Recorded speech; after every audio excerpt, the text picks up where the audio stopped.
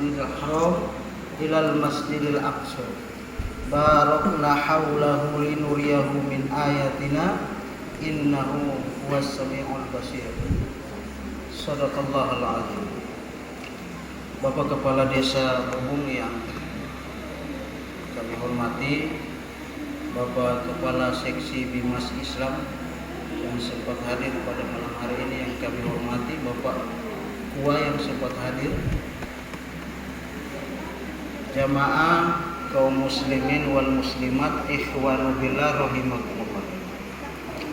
Pertama-tama marilah kita sama-sama memanjatkan puja dan puji syukur kehadirat Allah Subhanahu wa taala atas segala limpahan rahmatnya, hidayahnya serta inayahnya, sehingga Allah masih memberikan kesempatan kepada kita untuk tetap bisa menghirup udara yang segar, tetap istiqomah dalam agama Allah Subhanahu wa taala, mengamalkan perintah Allah dan mengamalkan sunnah baginda Nabi sallallahu alaihi wasallam. Jamaah kaum muslimin yang dimuliakan Allah Subhanahu wa taala.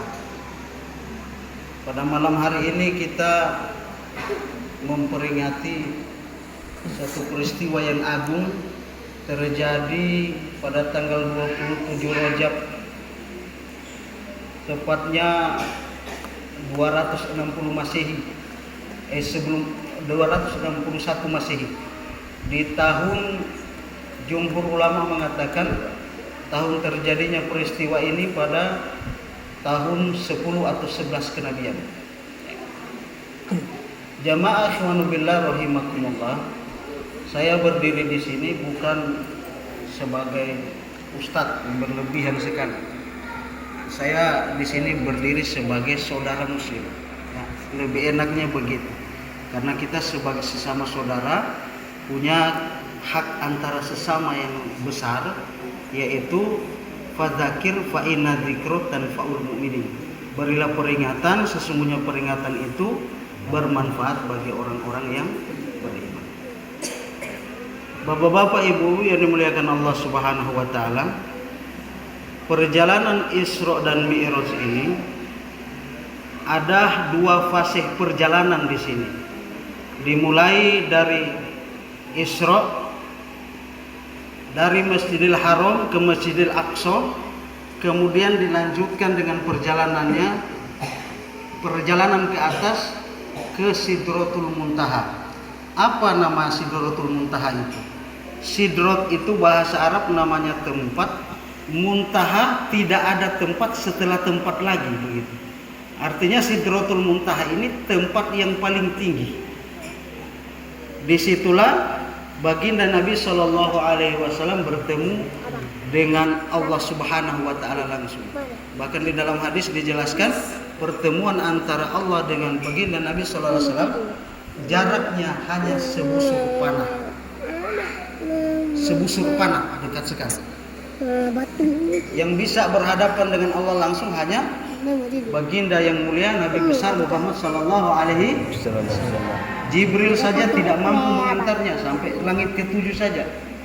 Kenapa? Karena makhluk selain baginda Nabi akan hancur jika melihat cahaya Allah Subhanahu wa taala. Maka hikmah yang terdapat dalam peristiwa ini, yang pertama yang ingin saya sampaikan, ada dua fase perjalanan dalam peristiwa ini, yaitu perjalanan Isra dan Mi'raj. Perjalanan Isra itu perjalanan horizontal, perjalanan Mi'raj itu perjalanan vertikal. Pada hakikatnya peristiwa ini terjadi dalam fase tahapan kehidupan manusia. Cuma Isra dan Mi'raj kita ini dibatasi ruang dan waktu. Kalau Rasulullah Isra dan Mi'raj hanya semalam, kita melaksanakan kewajiban ini, peristiwa ini dibatasi dengan ruang dan waktu. Apa Isra kita? Isra kita ini kita berjalan di atas dunia, kita berdagang, kita berinteraksi sosial antara sesama, ada tetangga, ada kolega. Inilah Isra kita. Maka perbaikilah perjalanan hidup kita dari dunia antara sesama. Inilah namanya hablum hablum minan nas. Nah, ini Isra iman.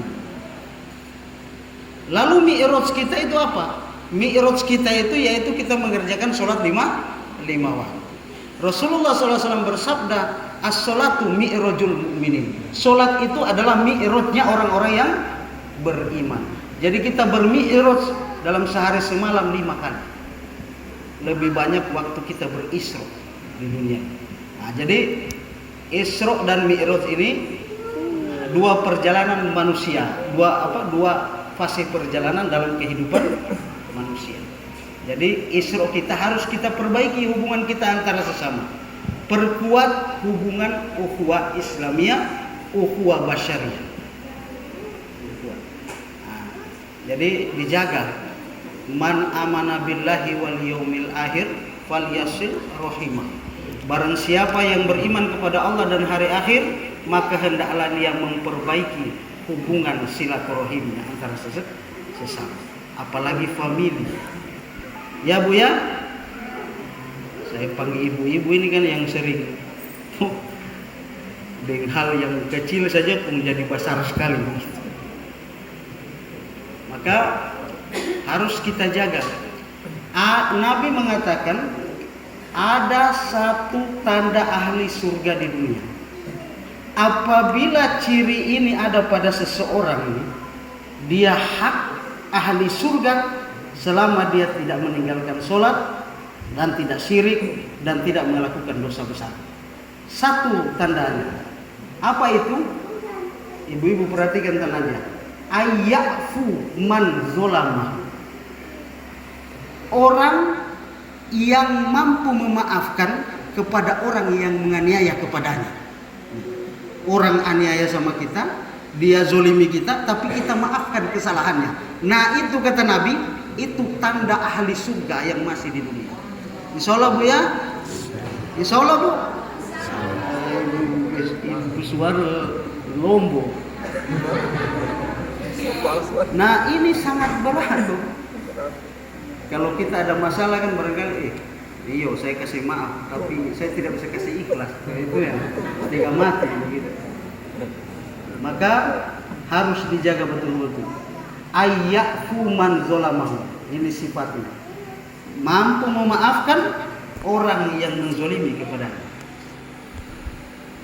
Tanda-tanda ahli surga. Maka kemudian Isra, Mi'raj. Mi'raj ini perjalanan vertikal. Inilah hubungan kita dengan Allah harus dijaga. Dalam sehari semalam 5. Nah, dalam peristiwa ini baginda Nabi SAW dipanggil oleh Allah Subhanahu Wa Taala untuk menerima wahyu yang sangat penting, yaitu perintah sholat 5 waktu sehari dan semalam. Pada akhirnya menjadi 5 waktu, karena kewajiban pertama dalam hadis dikisahkan 50 waktu. Setelah Nabi turun membawa kewajiban ini, bertemu dengan Nabi Musa alaihissalam. Nabi Musa mengatakan, umatku ini umatku paling taat ibadah kepada Allah. Umatmu tidak akan mampu mengerjakan kewajiban 50 waktu ini. Ditawar sudah kewajiban itu sama Allah. Karena umat Bani Israel Pak, dikisahkan kalau mereka sujud di batu itu, batu sampai cekung, saking lamanya sujud. Kalau mereka berzikir sampai akar pohon melingkar di badan mereka, saking lamanya berzikir. Terkenal ulama Bani Israel kesolehan mereka dalam masalah ubudiyah, ibadah kepada Allah Subhanahu wa taala. Bahkan ada seorang Bani Israel yang namanya Bal'am bin Ba'urah. Ini saking mukasafahnya ulama ini, dia mampu mendengar kalam yang ditulis oleh Allah untuk menulis takdir manusia di Lauhul Mahfuz sana. Dari dunia dia mampu dengar. Tapi kata Nabi Musa, umatku paling taat. Kalau umatmu 50 waktu kewajiban tidak akan mampu. Suruh tawar sampai akhirnya menjadi 5 waktu kewajiban itu.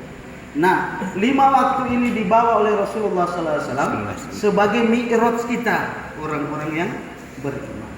Mi'raj. Nah, kewajiban ini dalam Islam dinamakan hal yang usuliyah. kewajiban yang sangat mendasar dan sangat usul, sangat mendasar. Nah, kewajiban 5 waktu ini diibaratkan oleh Rasulullah SAW karrosi fil jasad, seperti kepala pada satu jasad, kepala pada badan manusia. Kalau ada orang masuk di rumah kita tidak punya tangan, kan kita masih yakin dia manusia tuh. Kalau ada yang masuk ke rumah kita tidak punya kaki, kita yakin dia manusia cacat. Tapi kalau ada yang masuk ke rumah kita tidak punya kepala, kira-kira kita yakin tidak dia manusia. Begitu juga amalan di hadapan Allah dipandang seperti itu. Allah lihat, puasa bagus, sedekah bagus, zakat bagus, tapi tidak pernah sholat, hancur semua amalan. Fa inna fasadat kullu amalihi, fa inna sholahat kullu amal. Ketika amal sholat itu ditolak, maka seluruh amal tertolak. Ketika amal sholat itu diterima, maka seluruh amal akan diterima oleh Allah Subhanahu wa Ta'ala. Maka kewajiban 5 waktu ini adalah hal yang sangat, ibadah yang sangat mendasar dalam kehidupan kita. Maka kita sebagai seorang muslim dan muslimah harus meningkatkan kualitas ibadah sholat 5 waktu ini. Harus tingkatkan dari 1 waktu meningkat jadi 2 waktu, meningkat jadi 3 waktu, sampai 5 waktu. Ya, bertahap begitu untuk kita membangun keimanan kita. Nah, kemudian dijaga kualitasnya dalam mengerjakannya. Kita ini kan kalau dinilai khusyuk, barangkali sudah tidak khusyuk lagi begitu. Seperti khusyuknya para sahabat dulu. Para sahabat dulu khusyuknya kalau perang kena panah, sakit bataria, disuruh sholat, dicabut tidak rasa. Kalau kita sekarang lihat kaki 1000 lari. Sholat begini ada kaki 1000 dia mau pindah. Itu bohong kalau dia tidak lari. Kalau kaki 1000 besar begini. Jadi barangkali maka kita tingkatkan kualitasnya, terutama bagi bapak-bapak ini ya, yang perlu ditingkatkan ibadahnya ini, sholat 5 waktu di masjid ini. Kenapa? Itu saja yang bisa kita andalkan sekarang ini untuk ibadah sholat ini, supaya Allah bisa terima. Syukur-syukur di dalam usia kita hidup ada 1 sholat yang diterima oleh Allah Subhanahu wa Ta'ala. Jadi kita tingkatkan terus kualitasnya. Jangan sholat aras, orang Jawa bilang aras-arasan begitu. Datang takbir Allah Akbar, ini takbir lurus puru, bukan lurus begini. Ada yang sering saya lihat-lihat datang begini. Apa ini? Diriwayatkan oleh Anas bin Malik. Anas bin Malik meriwayatkan, "Ra'aitu Rasulullah sallallahu alaihi wasallam usul." Aku melihat Nabi salat, kata Anas bin Malik. Falamma ftataha salata, ketika Nabi membuka salat, fakabara, Nabi takbir. Wa yarfa'a yadayhi hadza mankibaihi. Dan Nabi mengangkat kedua tangannya, takbir, lurus kedua pundaknya. Di dalam hadis lain dikatakan Nabi mengangkat kedua tangan hatta, sehingga ibhamahu, jarinya, tuhadhi, mendekati syahmata udhunai, mendekati 2 daun telinganya. Jadi Nabi takbir ada 2 macam tadi, lurus pundak, lurus daun telinga. Syahmata tuhadhi, syahmat daun telinganya, mendekati, ibu jarinya mendekati daun telinganya. Ada, jangan begini. Nah, ini tidak ada, ini lurus puru ini. Jadi kemudian dalam mengerjakan ibadah sholat ini diperbaiki tumak ninanya. Ada seorang sahabat sholat, setelah sholat mendatangi Nabi, dia salam kepada Nabi. Assalamualaikum ya Rasulullah. Dalam hadis ini diceritakan Nabi mengatakan waalaikumsalam. Dulu kan salam begitu, assalamualaikum, langsung kepadamu, tidak assalamualaikum. Kenapa sekarang menjadi assalamualaikum? Itu bahasa Arab disempurnakan, namanya lita'zim, untuk mengagungkan seseorang. Sama dengan bahasa Sulawesi bilang kita dari mana, begitu. Assalamualaikum, assalamualaikum ya Rasulullah. Rasulullah menjawab waalaikumsalam. Langsung Nabi bilang, "Sholu fa innaka lam tusolli." Kamu sholat, kamu belum sholat. Padahal Nabi sudah lihat itu tadi sholat. Dia sholat lagi, sholat. Sholat, datang lagi kepada Nabi. Salam lagi. Nabi bilang, "Sholu fa innaka lam tusolli." Sholat, kamu belum sholat. Pergi lagi sahabat ini dia sholat lagi. Sampai 3 kali. Ketiga kalinya dia mendatangi Nabi, dia berkata, "Fa'alimni ya Rasulullah, kaifa usolli." Ajarilah aku bagaimana cara itu sholat. Nabi mengatakan, "Idza tarka'u," ketika kamu ruku, fatatma'inna raki'an. Kamu tenanglah dalam keadaan ruku dulu, baru kamu sujud. Begitu. Ternyata seorang sahabat ini dia tidak tenang. Dia cepat dalam mengerjakan sholat seperti burung matuk makanan. Itu hukumnya apa? Sesuai dengan hadis tadi, sama seperti orang yang belum mengerjakan sholat. Jangan ikut-ikutan seperti di media ibu. Ada kan itu, kita kan sudah mendekati bulan puasa ini. Ada karena orang pemalas, dia cari sholat yang paling cepat di mana? Ada sholat tercepat di dunia. Berapa menit itu sholat tarawih? baru terakhir. Semua kayak terus. Nah ini sama seperti orang yang tidak mengerjakan sholat. Maka diperhatikan tumakninahnya. Kemudian yang diperhatikan rukun-rukun di dalam mengerjakan sholat ini. Terutama bacaan Al-Fatihah ini dilatih. Karena bacaan Al-Fatihah ini kalau tidak dibaca betul dalam sholat, bisa batal sholat kita. Karena ini rukun yang pertama. Rukun yang pertama dalam ibadah sholat. Bacaan surat Al-Fatihah harus dilatih betul itu. Diajarkan, Pak, kalau perlu panggil Ustadz, suruh latih. Lihat bacaan Al-Fatihah saya, benar atau tidak? Pergi di pesantren, di sini ada pesantren, pergi di Pak Ustadz. Disuruh lihat bacaan Al-Fatihah. Karena ini adalah merupakan rukun yang pertama. Iyyaka na'budu wa iyyaka nasta'in. Karena Al-Quran ini salah panjang pendeknya itu salah arti begitu. Salah artinya. Nah, ada satu bacaan Al-Quran kalau kita bisa salah baca itu bisa syirik begitu. Di dalam Al-Quran disebutkan, "Innaka laminal mursalin." Innaka sesungguhnya engkau Muhammad laminal mursalin, sungguh adalah utusan Rasul. Tapi kalau lanya dikasih panjang, itu tabalik dengan makna itu. La itu kan bahasa Arab, tidak kalau panjang la tidak. Kalau lanya pendek, lam taukid namanya, bermakna sungguh begitu. Tapi kalau dikasih panjang ayat tadi lanya, innaka laminal mursal, la minal mursal. Sesungguhnya engkau Muhammad bukan utusan. Terbalik di mana begitu. Bahaya. Maka dipelajari itu panjang pendek di dalam membaca Al-Quran. Nah, dalam sholat berjamaah, apalagi sebagai seorang imam, ini saya luruskan. Ini masalah yang harus saya keluarkan dalam benak saya itu. Makanya dalam sholat berjamaah itu, makanya sholat ini ibadah yang sangat mendasar dalam Islam. Maka diatur dalam fikih, dalam ilmu fikih dengan detail begitu. Nabi mengatakan ayyaumu qauman aqra'uhum, hendaklah mengimami suatu kaum lebih ahli membaca dari golongan mereka. Fa idza fi qira'atin sawa'un, ketika dalam hal membaca mereka sama. Mungkin ada 2 orang imam diseleksi sama bacaannya, kualitas membaca sama. Maka Nabi mengatakan fa'alamu sunatan, maka yang lebih tahu dengan sunnah, lebih alim dari keduanya.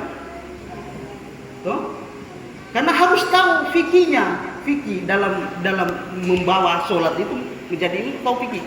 Jangan terjadi di satu desa begitu. Tapi saya tidak mau sebut ini rahasia publik. Desa apa itu begitu?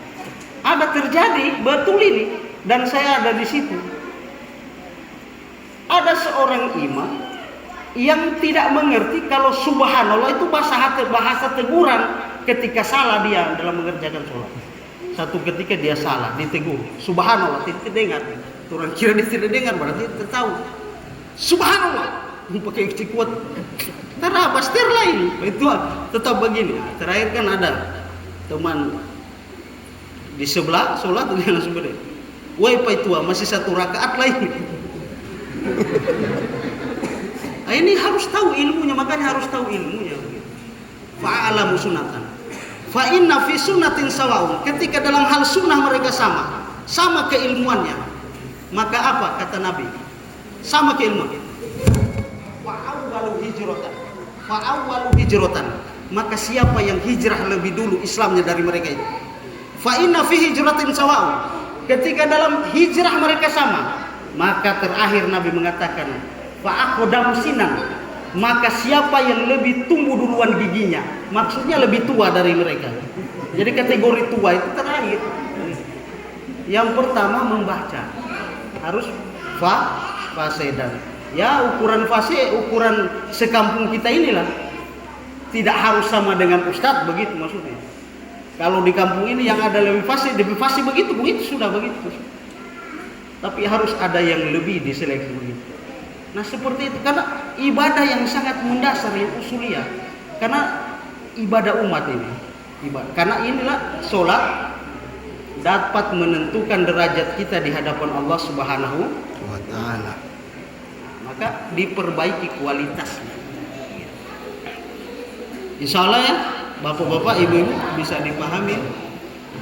Inilah saking pentingnya ibadah sholat ini, sampai cara mewajibkannya pun baginda Nabi Sallallahu Alaihi Wasallam dipanggil langsung oleh Allah Subhanahu Wa Taala, dimi'rajkan oleh Allah menghadap Allah untuk menerima wahyu perintah sholat itu. Cara mengerjakannya pun spesial. Kalau kita puasa bisa sambil kerja dunia begitu. Kita puasa bisa sambil kerja dunia, bisa di kantor puasa. Tapi kalau sholat, jangankan kerja dunia, ingat dunia tidak boleh begitu. Cara mengerjakannya pun sangat spesial, ya, ibadah yang sangat mendasar. Maka yang menentukan nasib kita di akhirat nanti adalah tergantung bagaimana sholat kita di hadapan Allah Subhanahu wa Ta'ala. Terutama yang perlu saya tekankan itu, bapak-bapaknya ini sudah ada masjid baru di sini. Jadi tidak ada alasan lagi bapak-bapak sholat atau sajadah di rumah. Tidak ada alasan lagi. Karena di dalam hadis diceritakan orang yang mendengarkan azan dia sengaja sholat di rumahnya, maka sholatnya tidak akan diterima. Ada dalam kitab Sunan Nasa'i hadisnya. Ada seorang sahabat datang kepada Nabi. Dia mengeluh karena dia buta, tidak bisa melihat. Dia meminta rukhsah kepada Nabi untuk sholat di rumah. Saya ini kan buta, saya minta keringanan sholat di rumah. Bagaimana? Nabi bilang, oh iya kalau begitu. Begitu dia keluar dari pintu masjid, Nabi panggil, sini dulu, sini. Kamu dengar azan ke tidak? Dengar. Oh, kamu wajib datang. Tetap Pak? Ya Pak ya? Nanti digalakkan sholat berjamaah supaya masjid ini dapat membawa keberkahan di lingkungan. Karena sumber rezeki juga itu dari tergantung amalan kita, amalan berjamaah kita. Dan sholat berjamaah ini punya kekuatan di dalamnya. Ada jaminan untuk diterima oleh Allah Subhanahu wa Ta'ala. Man amila amalan fi jamaati, kata Nabi. Barang siapa yang membuat amalan secara berjamaah, fa asaba qabilallahu minhu. Jika benar amalan itu Allah terima. Fa in akhta'a ghufira lahu. Jika salah amalan itu maka Allah ampuni. Fa man ya'amila yabtagil firqah. Tapi barang siapa yang beramal yabtagil firqah. Yabtagil itu bahasa Arab, dia menyendiri karena egoisme sendiri begitu. Karena dia punya egois, tidak mau berkumpul. Yabtagil firqah. Fa asaba lam yataqabbalallahu minhu. Jika benar Allah tidak terima, fa in akhta'a falyatabawa maq'adahu. Jika salah maka silakan ia mengambil bagian di dalam neraka. Itu ada tarhib di dalam hadis ini, ada ancaman. Maka kita harus galakkan sholat berjamaah. Mudah-mudahan kan kalau kita sholat sendiri banyak yang diteliti oleh Allah, belum DP gerakan khusyuknya diteliti. Banyak sekali, baru pahalanya cuma satu. Kita kan mau untung tuh, jadi harus sholat berjamaah. Jamaah kaum muslimin ikhwanu billah rahimakumullah. Dari awal sampai akhir yang saya sampaikan tadi, apabila ada kata-kata yang menyinggung perasaan bapak-bapak ibu-ibu, saya minta maaf sebesar-besarnya. Saya sebagai manusia biasa juga saya berupaya bagaimana diri saya bisa menjadi baik di hadapan Allah Subhanahu wa taala. Unzur makila wala tanzur manzur. Dengar apa yang dikatakan dan jangan melihat orang yang berkata. Dengar apa yang dikatakan dan jangan melihat orang yang berkata. Maka mudah-mudahan apa yang bisa saya sampaikan membawa kebaikan bagi kita, dapat dijadikan pelajaran itibar bagi kita dalam kehidupan kita sehari-hari. Demikian apa yang bisa saya sampaikan. Wabillahi taufiq wal hidayah. Wassalamualaikum warahmatullahi wabarakatuh. Waalaikumsalam.